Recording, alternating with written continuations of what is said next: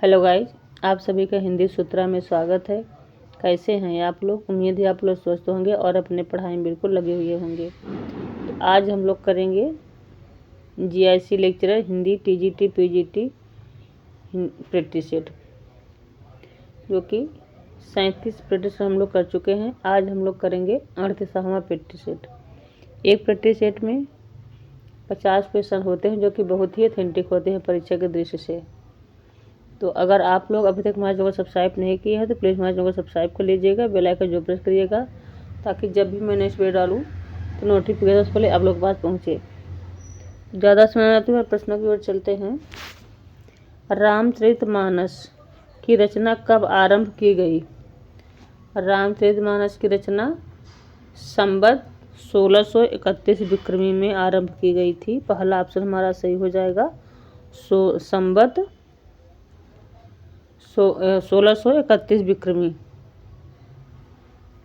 पहला ऑप्शन सही हो जाएगा। हितजू को मंगल ग्रंथ किसका है? हितजू को मंगल किसका ग्रंथ है? ये चतुर्भुज दास का है। दूसरा ऑप्शन सही हो जाएगा, चतुर्भुज दास। शालिभद्र सूर्य को हिंदी का प्रथम कवि किसने माना है? शालिभद्र सूर्य को हिंदी का प्रथम कवि किसने माना है? तो गणपत चंद्र गुप्त ने माना है। पहला ऑप्शन सही हो जाएगा, गणपत चंद्र गुप्त। सूफी संप्रदायों का उल्लेख किस पुस्तक में मिलता है? इसमें 14 सूफी संप्रदायों का उल्लेख किस पुस्तक में मिलता है? 14 सूफी संप्रदायों का उल्लेख किस पुस्तक में मिलता है? तो आईने अकबरी में मिलता है। पहला ऑप्शन सही हो जाएगा, आईने अकबरी। रुक्मिणी मंगल किसकी रचना है? तो रुक्मिणी मंगल विष्णुदास की रचना है। तीसरा ऑप्शन हमारा सही हो जाएगा, विष्णुदास। जयशंकर प्रसाद का अंतिम नाटक कौन सा है? इनमें से जयशंकर प्रसाद का अंतिम नाटक कौन सा है? तो ध्रुव स्वामिनी है। तीसरा ऑप्शन सही हो जाएगा, ध्रुव स्वामिनी। काशी का 80 उपन्यास किसका है? काशी का 80 काशीनाथ सिंह का है। चौथा ऑप्शन सही हो जाएगा, काशीनाथ सिंह। विधा क्या है? उपन्यास है। काशी का 80 उपन्यास विधा है। जंगल गाथा किस हिंदी कथाकार की कृति है? जंगल गाथा किसकी रचना है? ये जंगल गाथा तो नमिता सिंह की है। तीसरा ऑप्शन सही हो जाएगा, नमिता सिंह। तिलचट्टा के रचनाकार कौन है? तिलचट्टा किसकी रचना है? तो तिलचट्टा है मुद्रा राक्षस की। दूसरा ऑप्शन सही हो जाएगा, मुद्रा राक्षस। प्रसाद पंत और मैथिली शरण नामक निबंध संग्रह किसका है? प्रसाद पंत और मैथिली शरण नामक निबंध संग्रह किसका है? ये तो दिनकर का है। दिनकर ने लिखा है। तीसरा ऑप्शन सही हो जाएगा, निबंध है ये प्रसाद और पंत मैथिली शरण, ये निबंध है किसका? दिनकर का। किस रचना में कुटनियों का वर्णन किया गया है? किस रचना में कुटनियों का वर्णन किया गया है? तो रत्नावली में किया गया है। चौथा ऑप्शन सही हो जाएगा, रत्नावली में कुटनियों का वर्णन मिलता है। दलित साहित्य का चर्चित लेखक है। दलित साहित्य का चर्चित लेखक कौन है? ओम प्रकाश वाल्मीकि है। चौथा ऑप्शन सही हो जाएगा, ओम प्रकाश वाल्मीकि। आपातकाल की डायरी 2 भागों में है, इसके लेखक कौन है? आपातकाल की डायरी कितने भागों में है? 2 भागों में है। इसके लेखक पूछ रहा है, इसके लेखक कौन है? तो इसके लेखक हैं विशाल टंडन, विशन टंडन। दूसरा ऑप्शन सही हो जाएगा, विशन टंडन है। ध्रुव चरित्र के रचयिता हैं। ध्रुव चरित्र किसकी रचना है? नरोत्तम दास की है। तीसरा ऑप्शन सही हो जाएगा, नरोत्तम दास। मध्यकालीन बोध का स्वरूप के लेखक कौन है? मध्यकालीन बोध का स्वरूप किसकी रचना है? ये हजारी प्रसाद द्विवेदी का है। चौथा ऑप्शन सही हो जाएगा, हजारी प्रसाद द्विवेदी। वर्णों के उस समूह को जिसमें से कोई निश्चित अर्थ निकलता हो, वर्णों के उस समूह को जिससे कोई निश्चित अर्थ निकलता हो, उसे क्या कहा जाता है? तो उसे क्या कहेंगे? उसे शब्द कहते हैं। उसे शब्द कहा जाता है। पहला ऑप्शन सही हो जाएगा, शब्द। वे कथन जो आपसी व्यवहार में सामान्य रूप से प्रयुक्त होते हैं, उन्हें क्या कहते हैं? तो उन्हें अनौपचारिक कथन कहते हैं। पहला ऑप्शन सही हो जाएगा, अनौपचारिक कथन। किस पत्रिका का संबंध इलाहाबाद से है?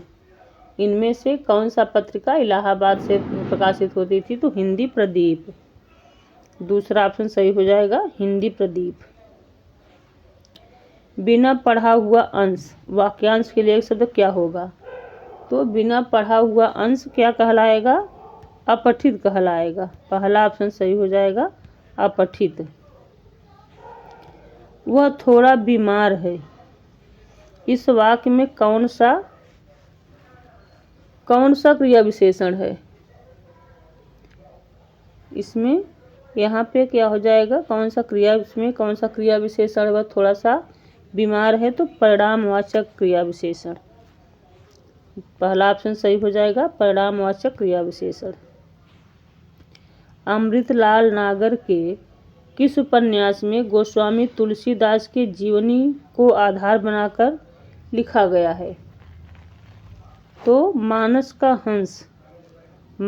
हंस के लेखक कौन है? अमृतलाल नागर हैं, और ये गोस्वामी तुलसीदास के जीवन पे आधारित है। तीसरा ऑप्शन सही हो जाएगा, मानस का हंस।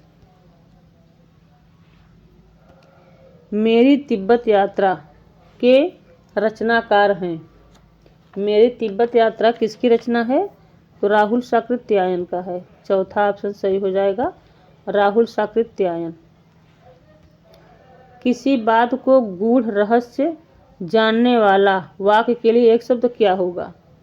किसी बात का गूढ़ रहस्य जानने वाला वाक्यांश के लिए एक शब्द क्या हो जाएगा? मर्मज्ञ। पहला ऑप्शन सही हो जाएगा, उसे मर्मज्ञ कहा जाता है।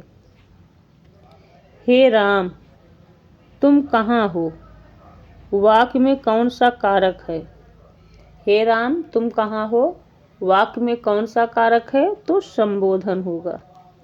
तीसरा ऑप्शन सही हो जाएगा, संबोधन कारक। उपकूल में कौन सा समास है? तो उपकूल में अव्ययी भाव समास होगा। तीसरा ऑप्शन सही हो जाएगा, अव्ययी भाव समास। डॉक्टर नागेंद्र ने किस युग को स्थूल के प्रति सूक्ष्म का विद्रोह कहा है? किस युग को कहा है? तो छायावाद को कहा गया है। चौथा ऑप्शन सही हो जाएगा। इसमें आपका 3 प्रश्न बन रहा है। पहला तो हो गया किस युग को कहा गया? तो छायावाद को कहा गया है। किसने कहा है? तो डॉक्टर नागेंद्र ने कहा है। स्थूल के प्रति सूक्ष्म का विद्रोह किसका कथन है? डॉक्टर नागेंद्र का है। ठीक, आगे बढ़ते हैं। हुमायूं नामा पुस्तक किसने लिखा है? हुमायूं नामा किसकी पुस्तक है ये? तो गुलबदन बेगम का है। तीसरा ऑप्शन सही हो जाएगा, गुलबदन बेगम। अपने अपने पिंजरे आत्मकथा किसकी है? अपने अपने पिंजरे मोहनदास नेमिष राय का है। दूसरा ऑप्शन सही हो जाएगा, विधा इसका आत्मकथा है और लेखक मोहनदास नेमिष राय हैं। छायावाद प्रवृत्ति की रचना सबसे पहले दिखाई पड़ी। छायावाद प्रवृत्ति की रचना सबसे पहले किसकी रचनाओं में दिखाई पड़ी? तो मुकुटधर पांडे की रचनाओं में। दूसरा ऑप्शन सही हो जाएगा, मुकुटधर पांडे की रचनाओं में दिखाई दिया। ईदमनम रचना किसकी है? ईदनमम रचना किसकी है? मैत्रेयी पुष्पा की है। चौथा ऑप्शन सही हो जाएगा, मैत्रेयी पुष्पा। विभावानुभाव संचारी संयोगांत निष्पत्ति है सूत्र किसका है ये? विभावानुभाव व्यभिचारी संयोगदान निष्पत्ति है, किसका कथन है ये? तो भरत मुनि का सूत्र है ये। पहला ऑप्शन सही हो जाएगा, भरत मुनि। आवारा मसीहा जीवनी में किसका जीवन चरित्र है? आवारा मसीहा जीवनी में किसके जीवन पर आधारित है ये? तो शरत चंद्र चट्टोपाध्याय। दूसरा ऑप्शन सही हो जाएगा, शरत चंद्र चट्टोपाध्याय की जीवनी पे आधारित है ये। अन्य से अनन्या किसकी रचना है? तो अन्य से अनन्या प्रभा खेतान की रचना है ये। चौथा ऑप्शन सही हो जाएगा, प्रभा खेतान। व्यक्ति को किंग कर्तव्य विमूढ़ बना देती है? व्यक्ति को किंग कर्तव्य विमूढ़ बना देती है कौन? दुविधा। पहला ऑप्शन सही हो जाएगा, दुविधा। बहुत बार पेपर में पूछा गया है ये। मोक्ष की इच्छा रखने वाला वाक्यांश के लिए एक शब्द सही क्या होगा? तो मोक्ष की इच्छा रखने वाला क्या बोलेंगे? मुमुक्षु बोलेंगे, मुमुक्षु। तीसरा ऑप्शन सही हो जाएगा, मुमुक्षु। तत्सम शब्द कौन सा है? इसमें से तत्सम शब्द कौन सा है? तो दुग्ध। दुग्ध तत्सम शब्द है। तीसरा ऑप्शन सही हो जाएगा। बाकी ऊंट, काल, काम ये सब क्या हैं? ये सब तद्भव हैं, तद्भव शब्द हैं।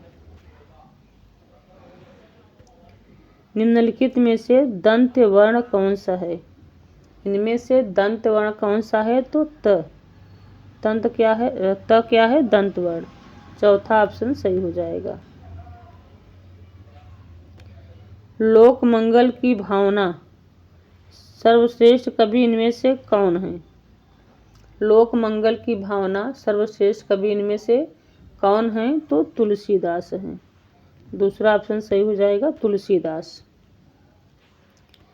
कौन सा कमल का पर्यायवाची नहीं है? इनमें से कौन सा कमल का पर्यायवाची नहीं है? तो सलील हो जाएगा, सलील कमल का पर्यायवाची नहीं है। तीसरा ऑप्शन सही हो जाएगा। बाकी सरोज, अरविंद, पंकज ये सब कमल के पर्यायवाची हैं, सलील नहीं है। तो तीसरा ऑप्शन इसमें सही हो जाएगा। जिसकी मत झट सोचने वाली हो के लिए एक शब्द क्या होगा? जिसकी मत झट सोचने वाली हो उसे क्या कहेंगे? प्रत्युन्मति, प्रत्युत्पन्न मति होगा इसमें। दूसरा ऑप्शन सही हो जाएगा।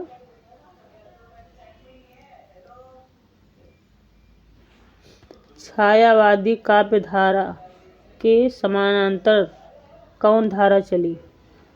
छायावादी काव्य धारा के समानांतर कौन सी धारा चली? तो राष्ट्रीय संस्कृति चली। तीसरा ऑप्शन सही हो जाएगा, राष्ट्रीय संस्कृति। इतिहास के आंसू के रचनाकार हैं? इतिहास के आंसू किसकी रचना है ये? तो दिनकर की है। पहला ऑप्शन सही हो जाएगा, रामधारी सिंह दिनकर। साहित्य अपने व्यापक अर्थ में मानव जीवन की गंभीर व्याख्या है। साहित्य अपने व्यापक अर्थ में मानव जीवन की गंभीर व्याख्या है। किसकी कथन है? किसने कहा है? तो सुमित्रानंदन पंत का कथन है ये। दूसरा ऑप्शन सही हो जाएगा, पंत। सूर्यपुत्र प्रबंध काव्य किसका है?